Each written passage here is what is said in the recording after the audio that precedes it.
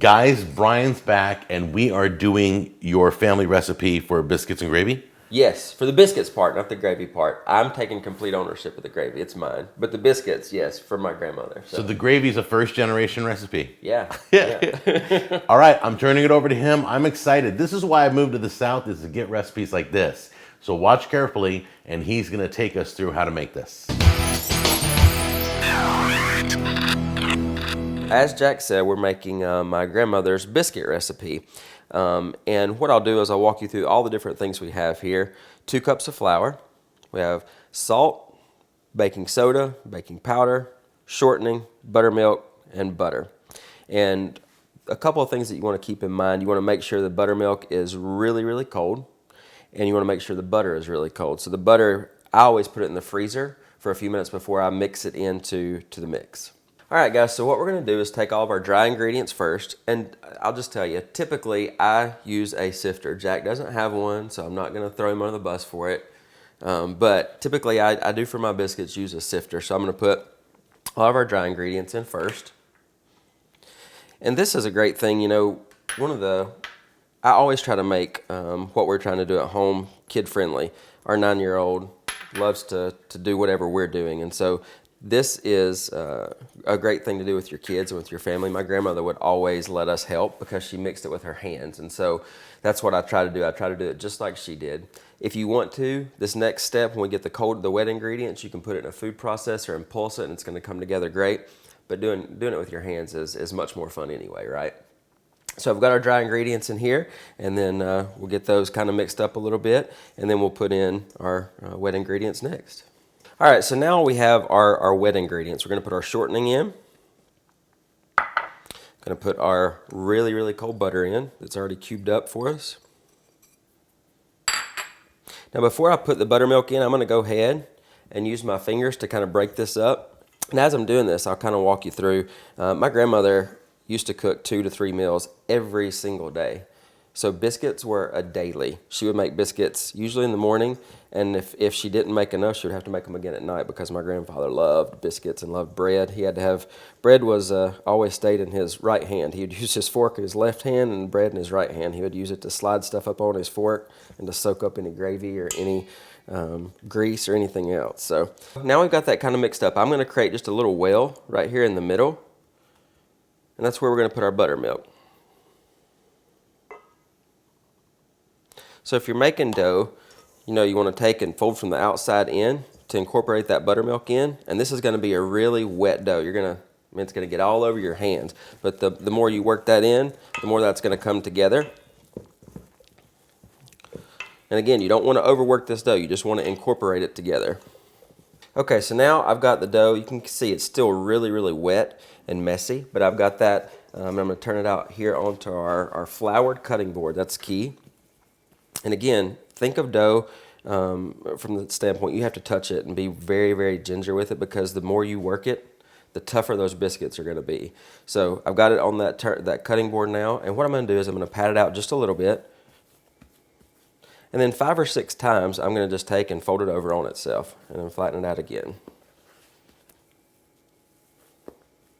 You can see as I do that, it's picking up some flour off of the cutting board, which is great. It's just going to help it not be as sticky, so we can actually use it a little bit better. So now I've done that about 5 or 6 times, and again, I'm not a huge fan of a rolling pin when it comes to biscuits, so I like to just pat it out with my hands. We have our dough about 1 inch thick now. What we're going to do now is we've got a 2-inch, actually this may be a 3-inch, and it doesn't matter. I mean, you're going to have bigger biscuits. You have probably about a dozen biscuits out of this much dough. If you want to double that, you can, but 12 is plenty. Jack and I are probably going to do about 4 apiece, so we'll have a couple left over. The great thing about this is when you have it in a circle, it's easier to get to the edge. A couple of tips when you're working with dough and you're making biscuits.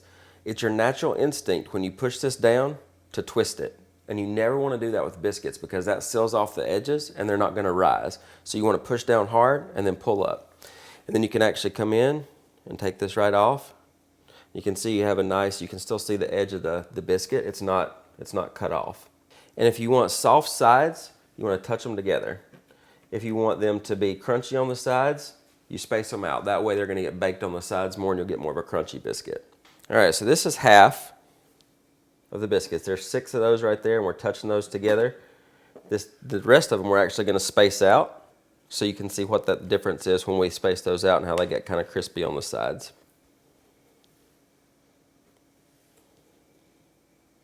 Now we've got our biscuits on our sheet tray, and like I said, we ended up with 13 of those. These are the ones that are gonna be fluffier, soft sides. These are gonna be a little bit more crispy on the sides.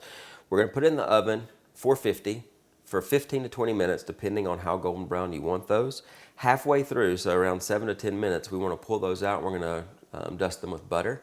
All right, so we're gonna go ahead, we're about halfway through now, and you can see the color that's already on the biscuits. We're gonna go ahead and butter these. Got some nice butter here melted down for us. Just get a nice little coating on top of each one of those. All right, so we have them buttered now. We're gonna put them back in the oven, let them finish off for about another 7 to 8 minutes.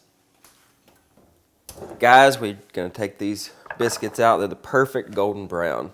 Depending on what level you want, some people don't like them this brown, some people want them more brown than this. But for me, this is the perfect biscuit. It's got the perfect brown on it, got just a little bit of crunch on it. This is what you want to have in your biscuits. This is a perfect biscuit.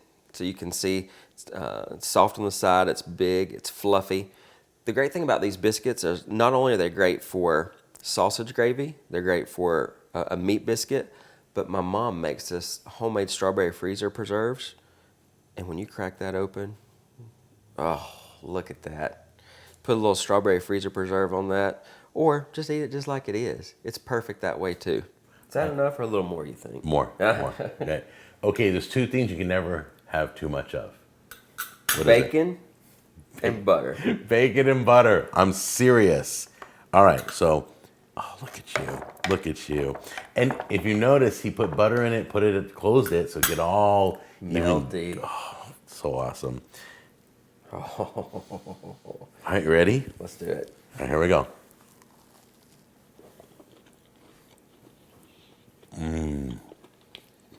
Wow, I'm not a That's a good biscuit. That's a good biscuit. I'm not a biscuit guy. Yeah, that's good. And again, they're good plain. Put some jelly or jam on it, or put some gravy on it. Oh, yeah, gravy. So we ready to do the gravy next? Let's do it. Now it's time for the sausage gravy. We have some fresh sausage from one of our friends here locally. This is great. This sausage is gonna be so good in this. Butter, flour, milk, salt, and pepper. Easy, easy, easy. First thing we're gonna do, get our sausage in pan over medium heat. Start browning that up. And we'll be able to tell pretty quickly with homemade processed sausage, you never know how much fat is really in it. So we're gonna see how much fat we render down. That'll determine how we finish up the gravy. So we'll get this started browning. Now that we have the meat browned, and you can see it's rendering a little bit of fat, we're gonna go ahead and take the meat out, and we wanna be careful to use something that has a little bit of a strainer in it, so we reserve that fat to use for our grease. So we'll go ahead and transfer this over to a bowl. So we have a decent amount of fat still in here, but I'm gonna add just a little bit more butter to make sure that we get exactly what we want. We'll start out with just 2 tablespoons. We're gonna add our flour in. Now what we wanna do is brown this flour up. We'll move this around, and probably 3 to 5 minutes, just depending, but we want to make sure we get this flour cooked, otherwise we'll have a raw flour taste when we get our finished product. Add a little bit more flour to that.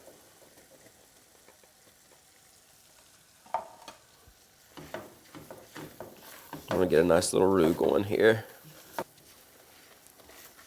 All right, I think we're ready. Now it's time to add in our milk, and this is more by sight. As we're mixing this in, a good guesstimate's about 2 cups of milk for the amount of flour that we used. The great thing is, with gravy, you always want to start with less milk and then add more, because you don't want it to be too thin. You can thin it out a little bit, but it's hard to thicken it back up. So now that we've got our milk incorporated, we're going to turn our heat up just a hair. We're going to go ahead and whisk the whole entire time until it comes to a boil. Once this comes to a boil, then it's done. That's as thick as it's gonna get. Go ahead and add our salt and pepper now. And this is just a taste. If you like really peppery gravy, add a lot. If you don't add as much. Seasoning is another thing that it's easy to overdo with gravy, because as it reduces, it's gonna intensify. Okay, dude, that looks so amazing. No, you don't understand. That looks like the best gravy I've ever seen.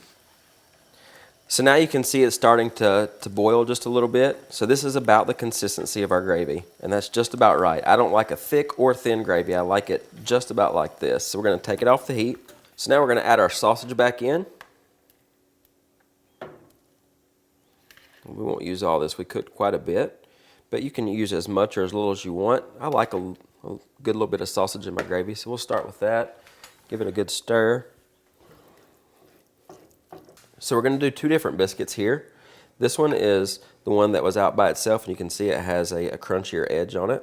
So we'll open that up. And I always open the biscuits. Some people don't. Some people just eat them, just pour the gravy right on top of the closed biscuit. But this gives you more gravy when you do it this way.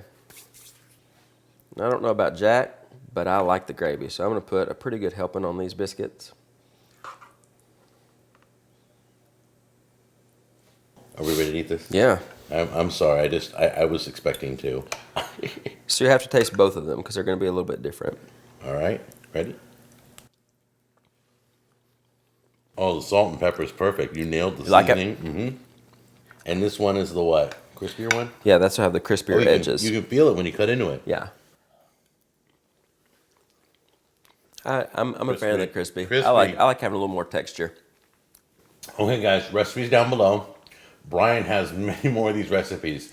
We did the liver mush. We did this. We got so much more coming. I just got to steal him away from his job every so often. So thanks for coming on the show. Absolutely. Thanks for having me as always. And we'll see you on the next episode. Take care. Take care.